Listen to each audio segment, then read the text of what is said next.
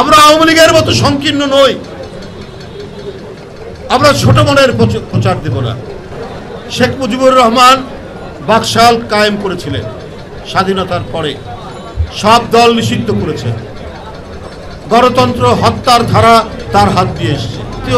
আমাদের জাতীয় স্বাধীনতা সংগ্রাম যেটা, সেইটাতে তার যে স্বাধিকারের আন্দোলন সেখানে কিছু ভূমিকা রেখেছে, কিন্তু স্বাধীনতা যুদ্ধে তিনি কোনো ভূমিকা রাখেননি, বরং তার যে সেই ভূমিকা স্বাধিকারের জন্য সেইটা মানুষকে সেই সময় মানুষ মনে রেখেছে।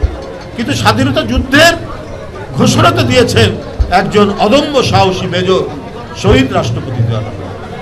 তারপর থেকে দেশ স্বাধীন হলো, আওয়ামী লীগ ক্ষমতায় আসলো, আমরা দেখেছি তাদের হাত দিয়ে হত্যা, গুম, খুন, আমরা দেখেছি রক্ষী বাহিনীর অত্যাচার, এগুলো সবই আছে।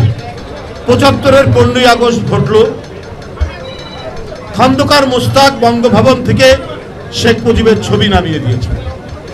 জিয়াউর রহমান ৭ই নভেম্বরে সিপাহ জনতার ঐতিহাসিক বিপ্লবের মাধ্যমে রাষ্ট্র ক্ষমতার পাদপ্রদীপের আলোয় তিনি উদ্ভাসিত হলেন। শহীদ রাষ্ট্রপতি জিয়াউর রহমান কিন্তু শেখ মুজিবের ছবি বঙ্গভবনে তিনি আবার সেখানে পুনঃস্থাপন করলেন। আপনারা স্বাধীনতার পরে শেখ মুজিবুর রহমানের অনেক অন্যায়, অনেক দুঃশাসন দেখেছি।